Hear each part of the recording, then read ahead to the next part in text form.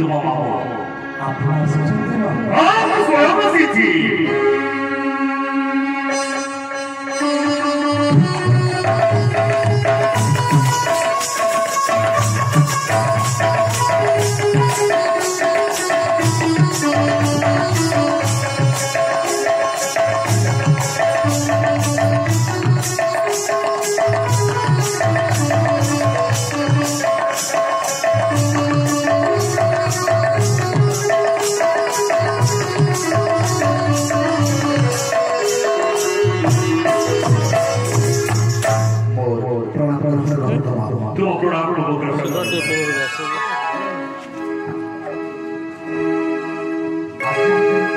आज मोर सौभाग्यर दिन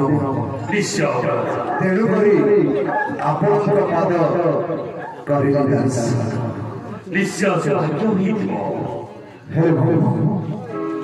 लंकार सैन्य आपण एकाकी आसी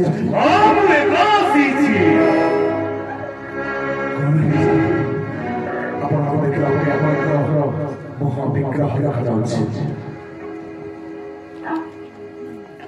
सुनी मारी चबूरा धीरे कहे